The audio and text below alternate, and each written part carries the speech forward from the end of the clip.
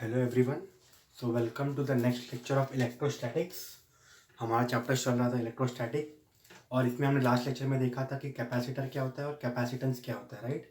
तो आज हम देखेंगे पैरेलल प्लेट कैपेसिटर के बारे में और work done to store the energy in parallel plate capacitor. तो आज का जो हमारा लेक्चर है वो होगा लास्ट लेक्चर फॉर इलेक्ट्रोस्टैटिक्स। इसी के साथ हमारा महाराष्ट्र स्टेट बोर्ड का जो सिलेबस है इलेक्ट्रोस्टैटिक्स के लिए विथ डिलीटेड पोर्शन वो खत्म हो जाएगा। तो अब तक हमने जितना भी कवर किया है वो न्यू सिलेबस के हिसाब से ही किया है, ये याद रखिए।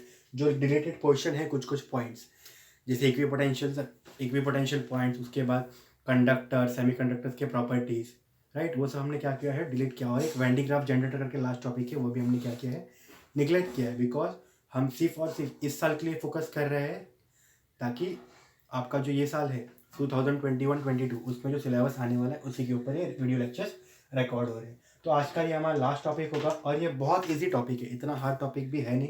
जो हमने पहले पढ़ा है डाइलेक्ट्रिक एंड पोलराइजेशन और कैपेसिटर के बारे में वही सब वापस से देखना है, तो कुछ हार्ड बात है नहीं। तो आज इस लेक्चर में हम थोड़ा सा फास्ट जाएंगे ताकि हमारा जो टॉपिक है कौन से कैपेसिटेंस ऑफ पैरेलल प्लेट और work done to store the energy in the capacitor वो कंप्लीट हो जाए। ज़्यादा कुछ हार्ड चीज़ें है नहीं, सिर्फ आपको मान लीजिए आप क्या कर रहे हैं, इस पूरे चैप्टर का रिवीजन कर रहे हैं क्योंकि इस दो टॉपिक में पूरा चैप्टर रिवाइज हो जाता है। जैसे आपका Gauss theorem, application of Gauss theorem भी यूज हो जाएगा, उसके बाद आपका पोटेंशियल एनर्जी भी रिवाइज हो जाएगा, डायलैक्ट्रिक भी रिवाइज हो जाएगा, उसके बाद आपका कैपेसिटर और कैपेसिटेंस भी रिवाइज हो जाएगा। तो चलो स्टार्ट करते हैं आज का लेक्चर। आज का हमारा लेक्चर है लेक्चर नंबर 11 ऑफ इलेक्ट्रोस्टैटिक और आज का हमारा टॉपिक है सबसे पहला कैपेसिटेंस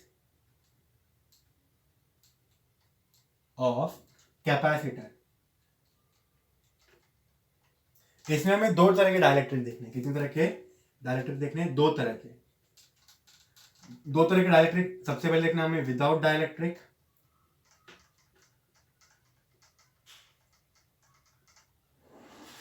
और सेकेंड है विथ डायलैक्ट्रिक। अब हमने जब पढ़ा था कि अगर मुझे कैपेसिटर बनाना है तो मुझे दो कंडक्टिंग प्लेट्स चाहिए और मुझे उनके बीच में एक डायलैक्ट्रिक मीडियम चाहिए। तो ये विदाउट डायलैक्ट्रिक का मतलब ऐसा नहीं है कि उसके बीच में कुछ है ही नहीं, उसके बीच में ऐसा डायलैक्ट्रिक मीडियम है जिसका पोलराइजेशन ऑलमोस्ट जीरो हो, मतलब उसको अपन पोलराइज नहीं कर सकते। और पोलराइज नहीं कर सकते तो जो electric field due to polarisation हमने पढ़ा था जब हम उसको एक्सटर्नल फील्ड में रखते थे, वो electric field due to polarisation नहीं आता जब हम किसकी बात करेंगे, विदाउट डायलैक्ट्रिक्स की बात करेंगे। तो विदाउट डायलैक्ट्रिक का सो ये याद रखो कि विदाउट डायलैक्ट्रिक का मतलब ये नहीं है कि उसके बीच में कुछ है ही नहीं प्लेट्स के बीच में। इसका मतलब है कि उसके बीच में कुछ ऐसा डायलैक्ट्रिक मटेरियल रखा है इसका पोलराइजेशन ऑलमोस्ट जीरो हो। अगर पोलराइजेशन जीरो है तो जो हम ईपी लिखते थे, क्या लिखते थे, EP, electric field due to polarization, वो भी क्या रहेगा, जीरो रहेगा। ये किस में याद रखना है, विदाउट डायलैक्ट्रिक में। और इसके लिए आपको एग्जाम्पल्स याद रखने हैं कौन से। अगर आपको capacitance of capacitor without dielectric आया तो इसमें डायलैक्ट्रिक मीडियम हम एयर यूज कर सकते हैं, या तो ग्लास यूज कर सकते हैं, या तो माइका यूज कर सकते हैं। मतलब दो प्लेट्स के बीच में अगर मैं तीनों में से कोई एक चीज रख दूं तो वो क्या होता है, पोलराइज ही नहीं होता, इसलिए हम क्या बोलते हैं, उसको विदाउट डायलैक्ट्रिक बोलते हैं। तो चलो एग्जाम्पल कंसिडर करते हैं। सबसे पहले कैपेसिटर बनाना है, हम पढ़ रहे हैं अभी capacitance of capacitor without dielectric, ये बाद में पढ़ेंगे। विदाउट डायलैक्ट्रिक में हमने डायलैक्ट्रिक मीडियम क्या लिया, या तो एयर, या तो ग्लास, या तो माइका। और यहाँ याद रखना है कि इनका पोलराइजेशन ऑलमोस्ट जीरो होता है, पोलराइजेशन जीरो है इसलिए इनका electric field due to polarization भी कितना है, जीरो है। तो हमें याद होगा, अगर आपको डायग्राम याद है किसका, कैपेसिटर का, तो हमने कैपेसिटर का डायग्राम कैसे देखा था, एक प्लेट होता है जिसको हम इंसुलेट करके रखते हैं, इसको प्लेट P1 बोल देते हैं। फिर एक प्लेट लिया था जिसको हम क्या करते हैं, अर्थिंग कर देते हैं, बराबर। इसके ऊपर प्लेट P1 के ऊपर कौन सा चार्ज आ जाता है, पॉजिटिव चार्ज, जो हम फील करते हैं। और इसके ऊपर आ जाता है अंदर की तरफ नेगेटिव चार्ज, और इसका जो बाहर का पॉजिटिव चार्ज है उसको हम क्या कर देते हैं, अर्थिंग कर देते हैं। ये हमने कैपेसिटर में पढ़ा था। और इनके बीच में डिस्टेंस क्या है, D। यहाँ पर हम क्या मान रहे हैं, यहाँ पर हमने डायरेक्ट्रिक मीडियम या तो एयर लिया है, या तो ग्लास लिया है, या तो माइका। मतलब इनका पोलराइजेशन जीरो है, मतलब इसके अंदर कोई हमें पोलराइजेशन इफेक्ट नहीं देखने मिलेगा। जैसे अपन लिखते थे अंदर माइनस बाहर प्लस, ऐसा कुछ देखने नहीं मिलेगा। ठीक है, तो ऐसा कुछ डायग्राम है हमारा विदाउट पोलराइजेशन के लिए। तो चलो मुझे एक बात बताओ, जब हमने application of Gauss theorem for infinite plate पढ़ा था, ये प्लेट ही है ना, P1 P2 मतलब क्या प्लेट है, या इनफाइनाइट लॉन्ग शीट पढ़ा था, क्या पढ़ा था हमने, application of Gauss for infinite long sheet. उसमें मुझे ई का फॉर्मूला क्या मिला था, ई क्या था, सिग्मा अपॉन 2 एप्सिलॉन नॉट, हाँ या नहीं, ई क्या था, सिग्मा अपॉन 2 एप्सिलॉन, मतलब एक प्लेट के लिए मुझे इलेक्ट्रिक फील्ड कितना मिलता है, सिग्मा अपॉन 2 एप्सिलॉन नॉट। कितना मिलता है, sigma upon 2 epsilon naught. Sigma is surface charge density और सिग्मा का फॉर्मूला क्या होता है, चार्ज पर यूनिट एरिया। तो मान लेते हैं हमारे पास दो प्लेट है, हमारे पास क्या है, दो प्लेट है, इसके ऊपर जो सरफेस चार्ज डेंसिटी है वो है प्लस सिग्मा, प्लस क्यों ले रहा हूँ क्योंकि पॉजिटिव चार्जेस है। इसके ऊपर जो चार्जेस है वो है माइनस सिग्मा, इसमें जो चार्जेस है उसके ऊपर, इसकी वजह से जो सरफेस चार्ज डेंसिटी आ रही है वो क्या है हमारी, माइनस सिग्मा। ठीक है, तो हमने क्या बोला, हमारे पास दो प्लेट है, एक पॉजिटिवली चार्ज है एक नेगेटिवली चार्ज है, बराबर। एक चार्ज पे, एक प्लेट का जो सरफेस चार्ज डेंसिटी है वो प्लस सिग्मा है और एक का माइनस सिग्मा है, दोनों का सिग्मा ही है। प्लस माइनस सिर्फ क्या रिप्रेजेंट करेगा कि कौन से चार्जेस डिपॉजिट है। ये वैल्यू सिग्मा कभी नेगेटिव नहीं हो सकता, सिग्मा कभी नेगेटिव नहीं हो सकता। ठीक है, ये नेगेटिव साइन सिर्फ ये इंडिकेट करता है कि ये इस प्लेट पे हमारे पास क्या है, चार्जेस कौन से, नेगेटिव चार्जेस है। ऐसा मत बोलना कि सिग्मा की वैल्यू क्या है, माइनस ए अपॉन माइनस क्यू अपॉन ए कभी होगा क्या, चार्जेस कभी नेगेटिव हो सकते हैं नहीं। अगर मुझे चार्ज डिपॉजिट कर दिया तो मैं क्या बोलूंगा, there are two negative charges, क्या बोलूंगा, there are two negative charges, बराबर। ऐसा नहीं बोलूंगा there are minus two charges, हमेशा याद रखना है हमें माइनस टू चार्जेस, या एरिया तो कभी नेगेटिव होता ही नहीं है। ये माइनस साइन सिर्फ क्या रिप्रेजेंट कर रहा है कि उसके ऊपर कौन से चार्जेस डिपॉजिट है। तो मैंने क्या मान लिया, जो मैंने दो प्लेट लिए थी, पॉजिटिव प्लेट का जो सरफेस चार्ज डेंसिटी है वो है प्लस सिग्मा और इसका है माइनस सिग्मा। तो इस प्लेट का अगर मुझे लिखना है what is the electric field intensity due to plate one, क्या लिखूंगा मैं, एक सिंगल शीट के लिए इतना होता है ना, तो ये लिखूंगा सिग्मा अपॉन 2 एप्सिलॉन नॉट, हाँ या नहीं। एक प्लेट की वजह से इतना, तो प्लेट P1 की वजह से कितना आएगा, E1 आएगा। सिग्मा क्या है, Q अपॉन है, दोनों का सिग्मा सेम ही है तो सिग्मा ही लिख दिया अपॉन 2 एप्सिलॉन नॉट। उसके बाद electric field due to plate 2 कितना आएगा, सिग्मा अपॉन 2 एप्सिलॉन नॉट। तो इसकी वजह से कितना इलेक्ट्रिक फील्ड आएगा, इतना, इसकी वजह से कितना इलेक्ट्रिक फील्ड आएगा, इतना। ठीक है, तो टोटल इलेक्ट्रिक फील्ड जो E जाएगा यहां से, टोटल इलेक्ट्रिक फील्ड वो क्या रहेगा, total electric field E is nothing but electric field due to first plate plus electric field due to second plate. क्या बोला मैंने, electric field due to first plate plus electric field due to second plate. Electric field देखो definition क्या था first plate का, sigma upon 2 epsilon naught plus sigma upon 2 epsilon naught. ठीक है, अब देखो बेस कॉमन है, एक बार लिख दिया, sigma plus sigma 2 sigma, 2 cancel, तो टोटल ये कितना मिला मुझे, sigma upon epsilon not. So this is the electric field intensity between charge capacitor, तो ये जो E है इसकी वैल्यू कितनी रहेगी, सिग्मा अपॉन एप्सिलॉन नॉट। एक प्लेट की सिग्मा अपॉन 2 एप्सिलॉन नॉट, दूसरे के भी sigma upon 2 epsilon not, total add किया, मिला क्या मुझे, सिग्मा अपॉन एप्सिलॉन नॉट। मुझे क्या फाइंड करना है, कैपेसिटेंस ऑफ कैपेसिटर। कैपेसिटेंस का फॉर्मूला क्या होता है, Q is equal to C by V, Q is equal to C by, sorry Q is equal to C V होता है, सी बाई वी। तो मुझे क्या फाइंड करना है, कैपेसिटेंस, तो C क्या बन जाएगा, Q बाई वी। Q तो कोई दिक्कत नहीं है, Q मतलब चार्ज डिपॉजिटेड। अगर मैं पोटेंशियल फाइंड कर दूं तो मुझे पोटेंशियल क्या मिल जाएगा, अगर मैं पोटेंशियल फाइंड कर दूं तो पोटेंशियल का वैल्यू यहाँ पर पुट करके मुझे कैपेसिटेंस मिल जाएगा, हाँ या नहीं। तो अपना नेक्स्ट टास्क क्या है, टू फाइंड द पोटेंशियल, चलो वापस 11th स्टैंडर्ड में, कहाँ जा रहे हैं अभी हम लोग, 11th स्टैंडर्ड में। यहाँ पर लिखता हूँ, इन 11 हमने क्या पढ़ा था, इलेक्ट्रिक फील्ड क्या होता है, KQ/R²। क्या होता है electric field, K Q by R square. 11th standard का इलेक्ट्रिक फील्ड का फॉर्मूला कैसे आया था वो भी बता देता हूँ। फोर्स क्या होता है, force is nothing but Q into E, Q into E बराबर। फोर्स का फॉर्मूला क्या था, के Q into Q, Q1 Q2 लिखते थे। अभी चार्जेस सेम है दोनों, यहाँ पर भी प्लस क्यू है, यहाँ पर माइनस क्यू है, यहाँ पर कितना है प्लस क्यू, यहाँ पर माइनस क्यू, तो इनके बीच में फोर्स कितना रहेगा, K Q Q upon R square is equal to Q into E, Q Q cancel, E का फॉर्मूला क्या मिला, के क्यू अपॉन आर स्क्वायर। इस साल अभी 12th में आओ, 12th में मुझे पोटेंशियल का फॉर्मूला क्या मिला, के Q upon are, K Q upon are, हाँ या नहीं।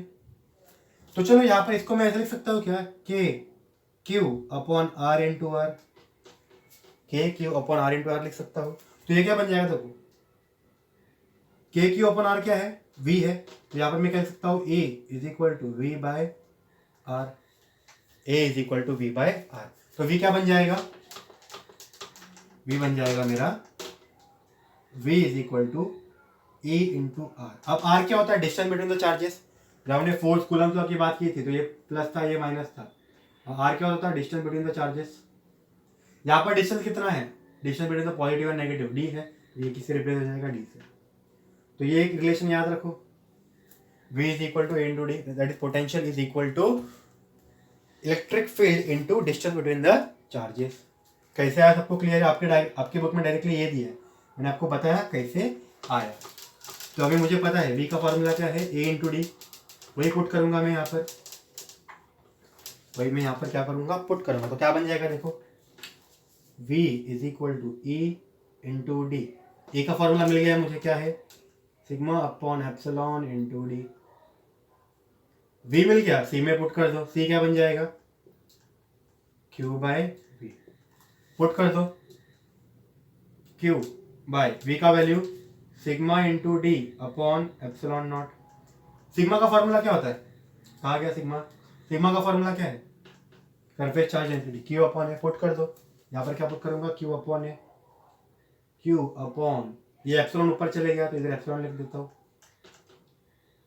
सिग्मा का Q upon A into D, Q Q cancel, Q Q cancel, बचा क्या मेरे पास,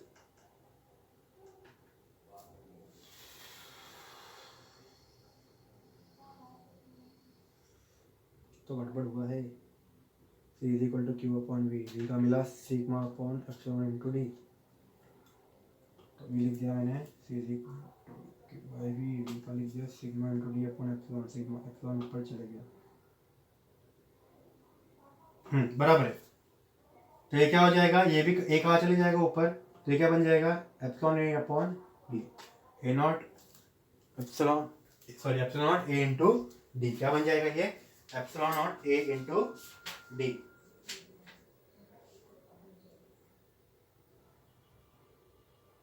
राइट, तो ये मिल गया मुझे capacitance of capacitor without dielectric. तो अगर capacitance of capacitor without dielectric पूछा तो क्या याद रखना है, C is equal to epsilon naught A upon D. ये कब होगा, जब कोई डाइलेक्ट्रिक मीडियम है पर ऐसा है कि जो पोलराइज नहीं हो सकता। ठीक है, तो ये था हमारा इजी स्टेप किसके लिए, for capacitor without dielectric medium. ठीक है, इसमें अपना application of Gauss law repeat हो गया, इससे मुझे इंटेंसिटी मिला, intensity of both the plate कितना है, सिग्मा अपॉन एप्सिलॉन। फिर मुझे ये रिलेशन मिला V is equal to E into D, E की वैल्यू पुट की V मिल गया, यहाँ पर C में V की वैल्यू पुट कर दी, C मिल गया। अब पढ़ते हैं with dielectric medium. Dielectric medium कौन सा, अभी जो पोलराइज हो सकता है, जो क्या हो सकता है, पोलराइज हो सकता है।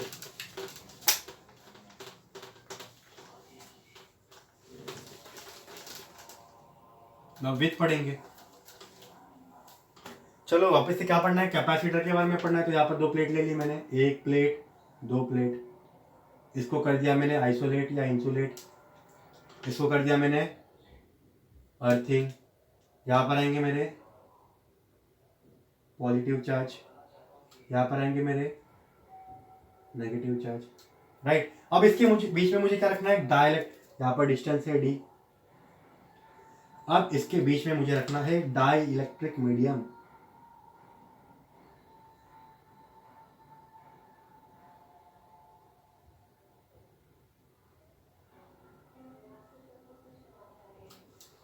क्या रखना है मुझे, ये डाइलेक्ट्रिक मीडियम जो पोलराइज हो सकता है।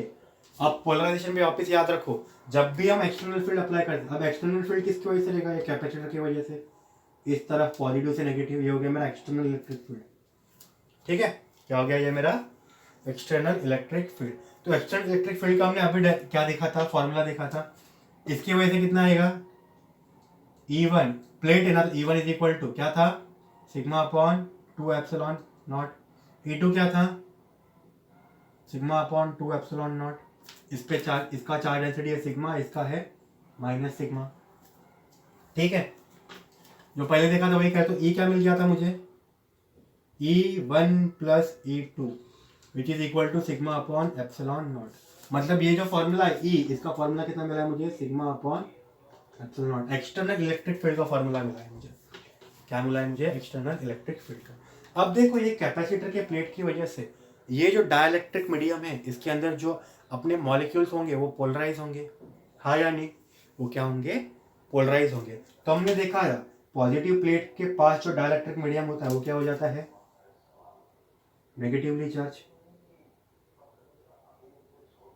क्या हो जाता है वो, नेगेटिवली चार्ज। जो हमने डाइलेक्ट्रिक पढ़ा था वो रिवाइज करो, जब मेरा पॉजिटिव शीट था उसके पास जो डाइलेक्ट्रिक मीडियम का शीट था या प्लेट था वो क्या बन जाता था, नेगेटिवली चार्ज। और जो नेगेटिव चार्ज के नजदीक था वो क्या बन जाता था, पॉजिटिव चार्ज। इसी को हम लोग पोलराइजेशन बोलते थे ना, इसी को हम लोग क्या बोलते थे, पोलराइजेशन। पॉजिटिव के पास नेगेटिव आ गए, नेगेटिव के पास पॉजिटिव आ गए। अब ये पोलराइज हो गया तो अंदर की तरफ हमने याद है एक इलेक्ट्रिक फील्ड ईपी बनाया था, इलेक्ट्रिक फील्ड क्या बनाया था, ईपी बनाया था, बराबर, हाँ या नहीं। यहाँ पर क्या बनाया था मैंने, इलेक्ट्रिक फील्ड ईपी, इसका डायरेक्शन एक्सटर्नल इलेक्ट्रिक फील्ड के अपोजिट में होता था, क्योंकि मुझे पता है electric field always moves from positive to negative. तो जो डाइलेक्ट्रिक का इलेक्ट्रिक फील्ड रहेगा वो कैसे रहेगा, from positive to negative, which is opposite in direction for external electric field. देखो यहाँ पर कितना था density, sorry surface charge density delta Q. तो यहाँ पर जो सरफेस चार्ज डेंसिटी इसको मैं बोलूँ क्या, माइनस सिग्मा पी। तो surface charge density of dielectric negative side, जो डाइलेक्ट्रिक का नेगेटिव साइड है उसके ऊपर जो सरफेस चार्ज डेंसिटी वो कितना है, सिग्मा पी है। सिमिलरली डाइलेक्ट्रिक का जो पॉजिटिव साइड है उसको मैं बोल दूंगा plus sigma P. Sigma P क्यों लिख रहा हूँ, क्योंकि ये जो पॉजिटिव चार्जेस आए वो किसकी वजह से आया, पोलराइजेशन की वजह से आया। तो बाहर के प्लेट का क्या है, सिग्मा माइनस सिग्मा, अंदर के प्लेट्स का क्या है, minus sigma P plus sigma P. तो इसकी वजह से भी क्या होगा, ये ईपी इसी फाइंड करो, ईपी ऑफ फर्स्ट प्लेट क्या बन जाएगा। अब अंदर के प्लेट्स की बात करें, जैसे हमने बाहर की प्लेट की बात की वैसे अंदर की प्लेट की बात करें, इस प्लेट का क्या बनेगा, क्या बनेगा, sigma P upon 2 epsilon naught. EP two क्या बनेगा, electric field to this negative plate, sigma P upon 2 epsilon naught. तो ईपी क्या हो जाएगा, जो अंदर का इलेक्ट्रिक फील्ड है, EP1 प्लस EP2 क्या हो जाएगा, EP1 प्लस EP2 क्या बन जाएगा ये, जैसे यहाँ पर क्या बना था सिग्मा अपॉन एप्सिलॉन, तो यहाँ पर क्या बन जाएगा, sigma P upon epsilon not, बराबर। याद है हमने आपको बताया था जब पोलराइजेशन पढ़ रहे थे, ई नेट क्या होता था, ई नेट क्या होता था, E minus EP, E minus EP. तो मुझे टोटल इलेक्ट्रिक फील्ड चाहिए, तो इसको इसमें से माइनस करूंगा, ईपी कितना मिला मुझे, sigma P upon epsilon naught, sigma P upon epsilon naught. तो ई नेट क्या रहेगा, total electric field E minus E P. E कितना है, sigma upon epsilon naught, EP कितना है, sigma P upon epsilon naught. Common निकल रहा है कुछ, हाँ निकल रहा है, बिल्कुल निकल रहा है, क्या निकल रहा है, 1/ε0 सिग्मा माइनस सिग्मा के। अब यहाँ पर जो रिलेशन बता रहा हूँ वो अच्छे से सुनो, नया कुछ है। क्या है? कुछ नया है। देखो, जितना बाहर चार्जेस होगा, जितना बाहर चार्जेस होगा उतना ही अंदर का सरफेस चार्ज डेंसिटी होगा। क्योंकि देखो, अगर मैंने चार्जेस बढ़ाए, हमने एक पढ़ा था मालूम है, polarization is directly proportional to electric field, external electric field, बराबर। तो एक्सटर्नल इलेक्ट्रिक फील्ड कब बढ़ेगा? जब मैं ये बाहर के चार्जेस बढ़ाऊंगा।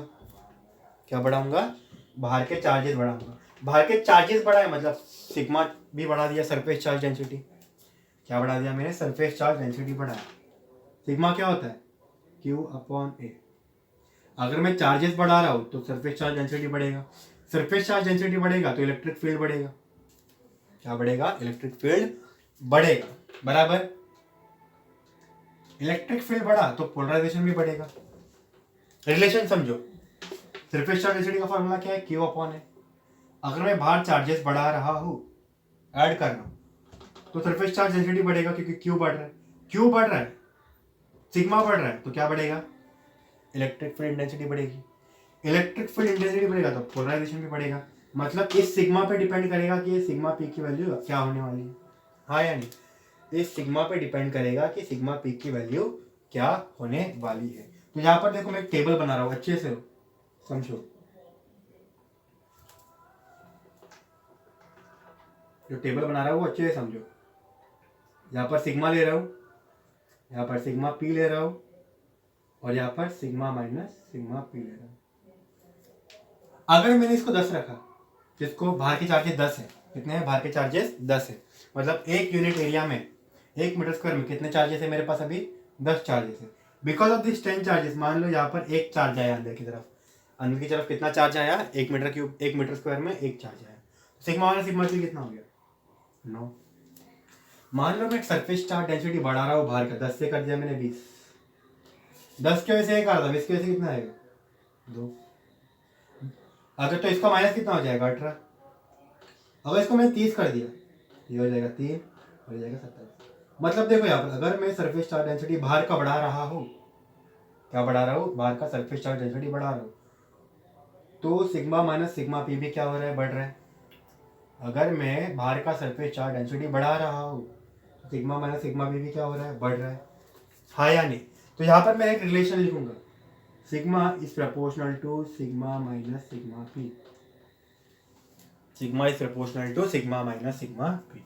प्रपोर्शनलिटी साइन हटाने के लिए क्या ले लूंगा मैं? यहाँ पर एक कांस्टेंट ले लूंगा, k is equal to sigma minus sigma P, where k is dielectric constant. k is dielectric constant. ये बहुत इंपॉर्टेंट रिलेशन है, याद रखो। अगर हमने चार्जेस बढ़ाए तो चार्ज डेंसिटी बढ़ेगा, चार्ज डेंसिटी बढ़ेगा तो इलेक्ट्रिक फील्ड बढ़ेगा, इलेक्ट्रिक फील्ड बढ़ेगा तो पोलराइजेशन बढ़ेगा। मतलब यहाँ अंदर कितने चार्जेस आने वाले हो किस पे डिपेंड करेंगे? इन पे डिपेंड करेंगे।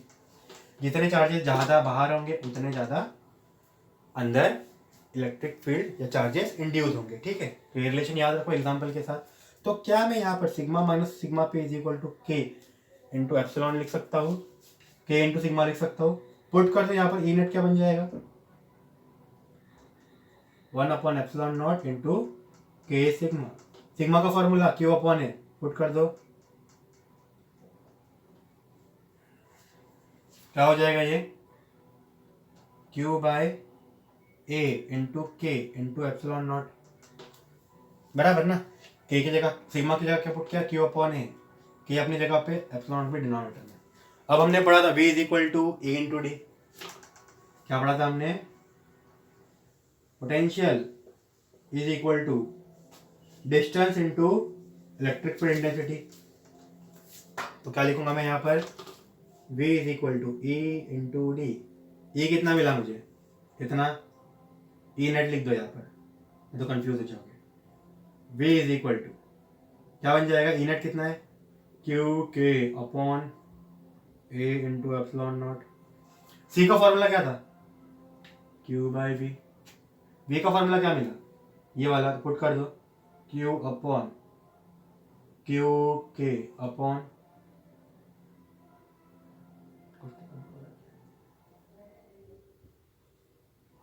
ए इंटू एप्सिलॉन नॉट,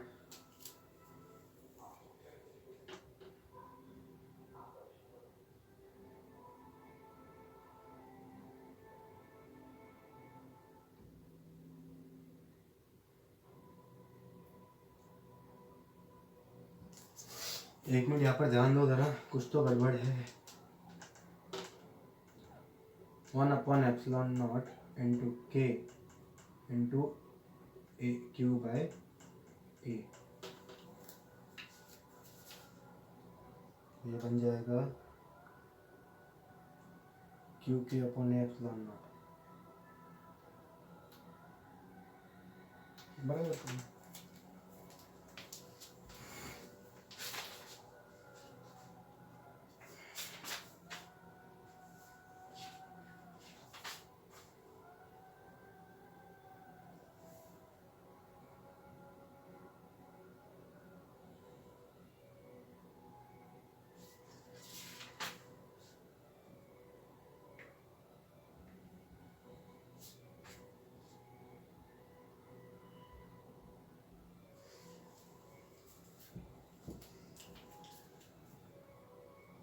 अरे हाँ, ये गड़बड़ हो गया अपना।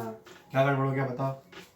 v का फॉर्मूला क्या था? a into D. क्या था? a into D. तो v क्या मिला मुझे? यहाँ पर गड़बड़ हो गया, देखो e की वैल्यू पुट की मैंने, तो v e की वैल्यू पुट करने के बाद क्या मिला मुझे? Into D. क्या मिला? Into D.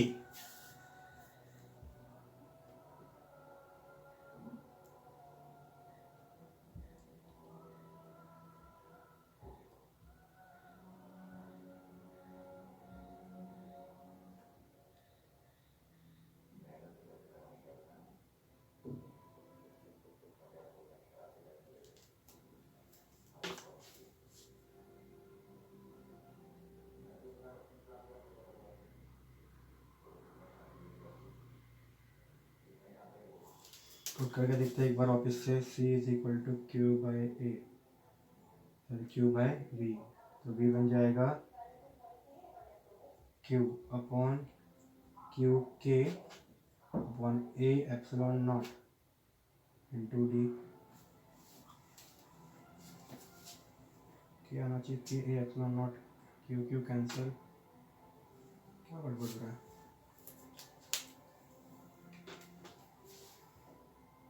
ओ sorry sorry sorry sorry sorry, एक गड़बड़ हो गई है यहाँ पर, ये पूरा भूल जाओ।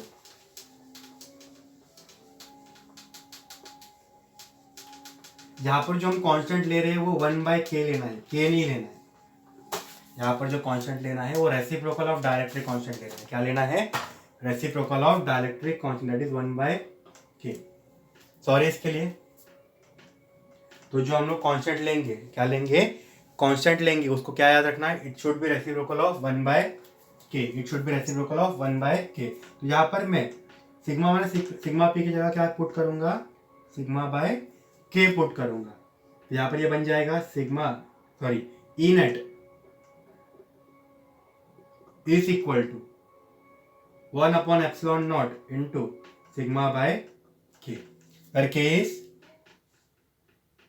Die electric constant. ये क्या है हमारा? Dielectric constant. ये गड़बड़ हो गया था, इसलिए मैं बोलूँ फॉर्मूला रॉन्ग क्यों है। तो यहाँ पर क्या बन जाएगा देखो, अब ई नेट मिल गया तो वी मिल जाएगा ई इंटू डी।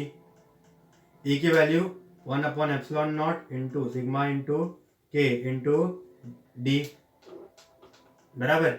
ये बन गया वी। तो वी को ऊपर लिख सकते हैं क्यू बाय, सिग्मा को लिख सकते हैं क्यू बाय ए, तो 1 upon epsilon naught into Q upon A into K into D. Sigma की जगह क्या लिखा? क्यू बाय ए। अब देखो ये भी मिल गया मुझे। अब मुझे क्या चाहिए? सी। सी क्या होता है? Q by V. तो क्यू अपॉन वी की value 1 upon epsilon naught into Q by A K into D. Q Q cancel, ये epsilon naught A K D कहाँ चल जाएगा? ऊपर। तो सी बन गया एप्सिलॉन नॉट ए के अपॉन डी। तो ये बन गया capacitance for capacitor when the dielectric medium is present. पहले क्या मिला था मुझे? C is equal to epsilon naught A upon D मिला था ना, ये विदाउट वाला है और ये विद डाइलेक्ट्रिक। तो ये देखो यहां पर मैं CO लिख देता हूं या C नॉट लिख देता हूं ताकि क्लियर हो जाए। Epsilon naught A by D, epsilon naught A by D की जगह मैं C नॉट लिख सकता हूँ क्या? ये क्या बन जाएगा फाइनली, इस फॉर्मूला को याद रखने के यहाँ पर याद रखो, C is equal to C naught into K. तो ये रिलेशन है विद डाइलेक्ट्रिक और विदाउट डाइलेक्ट्रिक के बीच में, इसमें with dielectric and without dielectric के बीच में ये रिलेशन है। यहाँ पर एक गड़बड़ हो गया था इसलिए पूरा दिक्कत हो रहा था, पर यहाँ तक इतना ही है, ठीक है। So let's start with the next lecture और नेक्स्ट टॉपिक दैट इज, ये हमने पढ़ लिया कौन सा, capacitor of capacitance of capacitor with dielectric and without die electric.